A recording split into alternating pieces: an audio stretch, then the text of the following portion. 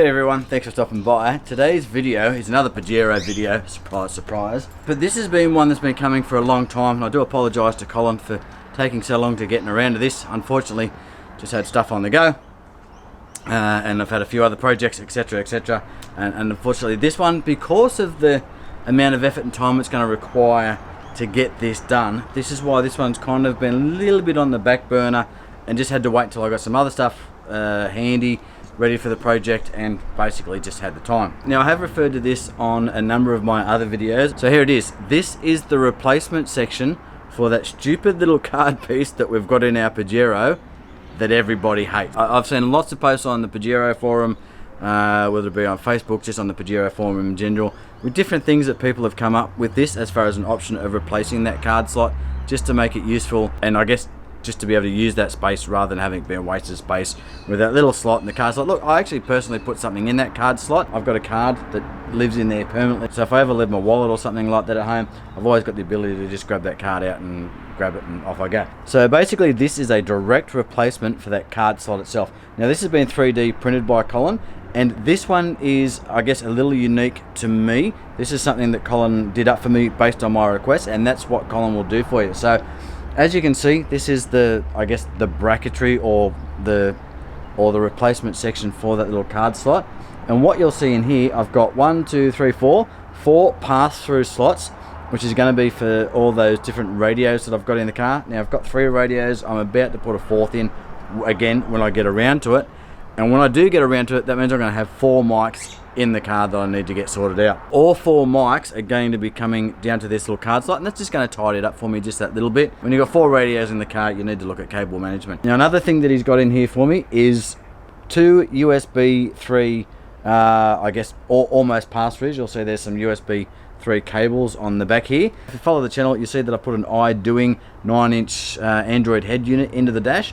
Now in the back of that, it's actually got 2, conveniently, USB 3 slots that I can't reach whilst it's installed in the car. So I could put a USB stick into it, etc., but I can't get to it whilst it's installed in the car because it's on the back. So what this is going to allow me to do is route these 2 up to the back of that Android head unit, and then I'm going to have access to the USB 3s at the front. Now that's bloody brilliant. I don't know what I'm looking for. There's a number of things on this that I'm really excited about, and I don't know which one I'm looking forward to the most, whether it be the pass-through slots, which we've covered, the USB 3, which is going to let me just stick a USB stick in there with music and playlists and all that sort of stuff on. This is just a USB power slot, so that's not that exciting. It's good, but not that exciting. Something I will use, you know, for charging phones and all that sort of stuff. But this, I'm not sure whether you can read that, but that says Winch. Now Colin's put this, again, this switch in here for me specifically, but that says Winch. So what I'm going to do is set this up so I can isolate the ground to the winch on the front, which means I'm going to be able to hit that switch, turn the winch on, or hit that switch again and isolate it so it won't be on. Okay, so it looks like I'm going to have to do a little bit more reading, because what I've actually found was, even when I've still got that ground isolated from the solenoid, from the control box, the winch is still working. So even when I haven't got that ground and got that disconnected from inside, I thought it was the switch initially. I thought maybe I'd accidentally wired the switch up incorrectly behind the dash or something like that. But it turns out that the winch will still operate even without that wire grounded. So I need to go and do a little bit more reading and have a look at the wiring diagram for the run bar, possibly take this box apart and have a look inside and isolate it from inside the box. So at this stage, I'm not going to connect that up. I'll do a little bit more reading and we'll come back to that one in a later video. Now just to give you a quick look on the back, we've obviously got the wires for the switch itself. That's the thing that's going to isolate the winch at the front. We've got some 12 volt inputs that will probably just run over to, I guess, the fuse panel under the steering wheel. That's going to power our USB just for charging phones and all that sort of stuff. We've got the USB 3 cords on the back, so they're obviously going up to the back of the Android head unit. And then literally we've just got the pass-throughs on the back that are going to be used for the mics. So basically these are just Cat 5 cables. This is going to run from the body of the radios and just plug into the back of those, just like that. And then what I'm going to be able to do is plug my microphones into the front here. So that's going to be excellent. It's going to tidy everything up. I've got microphones and radios and stuff running all over the place at this point. So those obviously don't come with this, those you'll need to purchase. You know, if this is what you're going for. If you wanted, you know, all USB 3s or all charging sockets or whatever you want, get in touch with Colin, have a talk to him. He'll knock up a price for you, obviously, and give you some details on that. Now I'm going to put some contact information for Colin down below. It'll also be in the description. He has got a Facebook page, and there's an email address in particular here that's probably the best way to get in touch with Colin if you're looking at ordering these. Now I have passed it on to a few people and they've been able to get in touch with Colin. Again, I don't know much about 3D printing, so what I'm going to do is just read you some information that Colin has sent me. Now this might mean something to you guys who are into 3D printing. Unfortunately, it doesn't mean anything to me, but this might mean something to you. Okay, so the printers that he uses for 3D printing are Creality, hoping that's reading that correctly, CR10S Pro. He's running 2 of these now to speed up the response time and to provide redundancy. So obviously he's got the 2 of those, so if you're ordering one of these, you're going to be able to get those out to you quicker. The product itself is fairly basic, but I know the focus and the attention that he applies to this is second to none. So just to let you know if you want to deal with Colin. The material that's used in the unit is ASA plastic, acrylonitrile styrene acrylate, if that means anything to you. But Colin says it's proven to be a good material for car interiors. Prints are approximately 240 degrees at the nozzle, 100 degrees on the bed. Takes 9 to 10 hours per panel to print. So keep that in mind when you're having a look at these. Infill is approximately 40%, means absolutely nothing to me.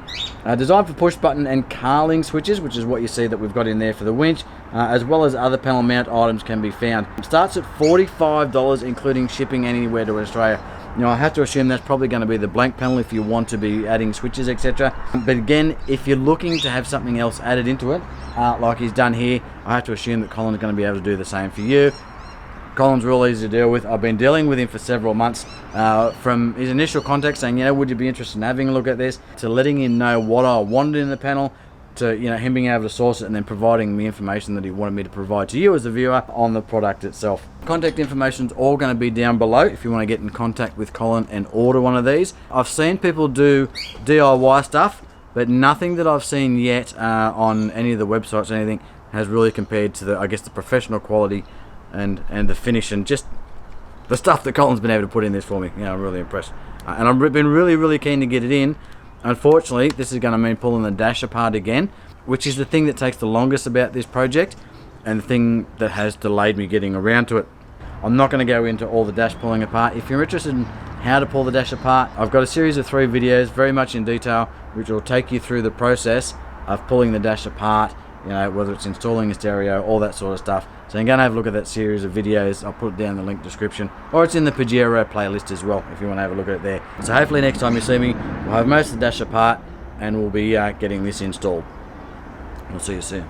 Just below the card section that we've got here, this is my, obviously, switch panel for the rear diff lock, and these are the switches for my Vlad's traction control mod. So if you want to see a video on that, I've got an install video on that. And just over here we've got a cigarette lighter socket. Now currently that's powering the UHF-CB that's over here.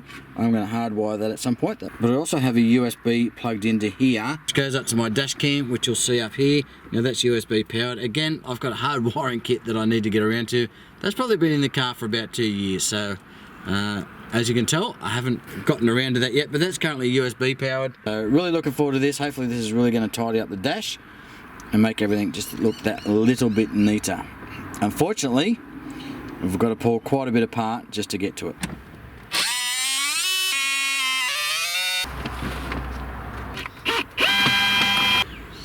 Okay, so we've got this section of the dash out. Now if you want to have a look at what's required, you need to take the glove box out because you need to reach a screw that is just here, and you also need to drop this lower piece of dash under the steering wheel here, again because there is a screw in here that you need to get access to, back here, which is going to allow you just to pull this out. You take the aircon controls out, they just pop out. That's easy enough to do. So once you get this panel off, you can just unplug your 12 volt socket just by pulling that. This is the hose that goes to a little vent on the front of this panel, which gives you your climate control. So if you pull that off, you need to connect that back up, and then there's just a plug on the other side as well. If it was in standard form, I could disconnect those couple of things, pull the whole panel off, and then just work on it away from the car itself. This is the card panel here that we want to remove, and you're going to see there's just a couple of screws, one there, one on the other side, so we're just going to drop those out. Now keep these screws because we're going to use these to mount the new panel. And there's our little panel there, so that just, once you undo those screws, that just pops out, piece of cake. That is our card panel out, and really, for me, doing this is probably 15-20 minute job to get all those panels pulled apart. My job is probably a little bit more complex than if you've just got a standard one. I've got that Vlad's traction control mod that's in there, so there's wires going everywhere. I've got the stereo, I've got amps, so I've got wires as far as going to the radios as well, but we're hoping to tidy that up with this. I'd probably set yourself aside a couple of hours just to get all that dash apart, just to familiarise yourself with where all the screws are, etc., and just get that done. For me, it probably takes me about 10-15 minutes just to pull all that apart and get access to the centre. Now we're going to go and mount this into the console. It is an exact match for where it needs to go, so it's literally just 2 screws that need to be applied to hold this in. But that's when the job gets a little bit more difficult for me, that I need to route all these wires, get some power, run a wire from the front of the winch to this, etc., etc. So for you, and how difficult this job is, or how complex this job is to get this fitted, is realistically going to depend on what you've got in the panel itself, or what you want to put in the panel. Getting the panel fitted itself is a piece of cake and really easy. You've got to pull the dash apart, but it's pretty easy to get to. Beyond that, it's going to depend on what you want to use the panel for. You'll see here, this is the panel that's coming out. This is this little card panel, and this is the replacement panel that's going in. So you can see it's going to be an exact match. You can see on the bottom, it's got the little tabs, and it's also got the screw holes on the side that we're going to need to use there as well. So as you can see, Colin's done a real good job of getting this matched up. So it's going to be a perfect match for that card slot there. And as far as fitment goes, it's going to be walk in the park. And there we go, with a couple of screws, the panel is in. Something I like about the Pajeros, there's a number of little guys out there, little businesses, like we're talking Booze, Bushskins, and obviously Colin's jumped on board as well with this sort of stuff. AOB does some nice stuff for the Pajero as far as switches goes as well. But there's lots of little, I guess, cottage type retailers, you know, little guys that are doing stuff specifically for the Pajero. We know that the Pajero sometimes is hard to find stuff to come by. So when you get somebody that spends their time and effort trying to support the forum like this, or trying to support us Pajero drivers, I really do appreciate the effort. We'll get the rest of this wired up and we'll give you a look once we've got it done. So I've just been out working on the car and I've just ducked back inside to have a look at the most recent purchase. Now this is the Road Chef, this is a 12 volt oven which is going to go in the back of the Pajero. I've just got it running off a power supply inside just to check the current draw, etc. And I can confirm that it has been pulling 10 amps. I'm just going to turn that off so you can hear me, because when that thing runs at 10 amps, the internal fan kicks on and it makes a bit of noise. So I've just cooked a couple of pies. I have been in here for a couple of hours. I've got to figure out how to mount it in the back of the Pajero yet, but I've got some ideas there. But if you want to share, let me know. Anyway, just want to give you a quick look at the Road Chef 12 volt oven. But when I get around to doing the view, I'll talk to you about why I chose the Road Chef over the Travel Buddy. Anyway, me and the dog are going to eat our pies. Okay, and there we are in all of its glory. So you can see I've used 3 of the 4 pass-throughs at the moment. So this one's going to be left for the DMR radio that I'll get around to installing later on when I find some more space. This is for the VHF UHF.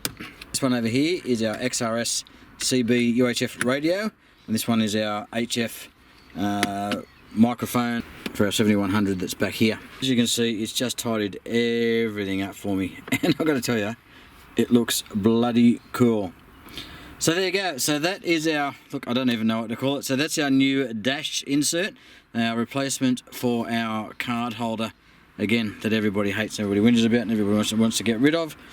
So there you go. So get in touch with Colin if you're interested in getting one of these. If you're looking at something slightly different, a variation on that, whether you want to have a winch switch or something else, have a chat to Colin, and Colin will get you sorted out. It's a reasonable sized job to pull the dash out to get that in, but I think one that is definitely worth it. I'm very happy with that. So that is it, guys. That's the, I guess, the insert replacement for the card holder that's currently in your dash.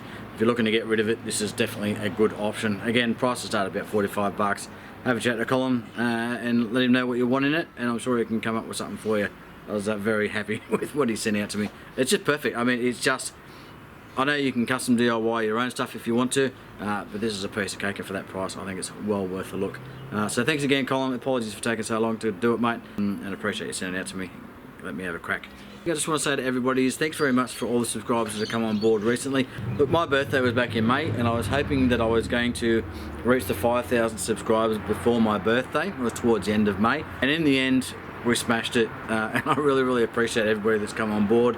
I think even now we're up to something like maybe 5,500, 5,700, something like that, well on our way to 6,000. So things are just growing at an exponential rate, so it's been really great. I really appreciate all the feedback, all the comments, etc., and all the questions. I've had a number of questions about a few different things that people want to see me do. They want to see the recip saw review for the Zudo, so I'll get around to doing that. I wasn't going to do that, but I will do that as a separate video. Somebody's asked me about doing a rundown on the Torque app and just how to set that up, etc., so we'll do that. I'm going to show you how to do the cabin filter, which is just up behind the glove box. We'll get around to doing that at some point. I've got a 12-volt oven that I've purchased, which is the Road Chef. We'll give you a look at that and show you how that works, and I'll talk to you about that when I get a chance to run it through its paces and I guess test it out before I do an actual review on it. There's a number of reasons there why I took the Road Chef over the Travel Buddy. We'll talk about that in the video. And I've still got to get around to doing some test runs on the Caravan with M&M Torque Lockup Kit. So a whole bunch of stuff still to come up. I apologise, it just takes time for me to get around to doing it. At the moment I'm not always able to do a video a week like I like to, but hopefully once the months warm up and we start hitting towards summer and the days get longer, I'll have videos coming at you left, right and centre. So again, thanks very much for stopping by. Really appreciate all the people coming on board. You know, over 5,000 subscribers, never thought it was going to happen, and it's just growing at a great rate. So I'm amazed and appreciative. Thanks very much for stopping by. I'll catch you on the next one.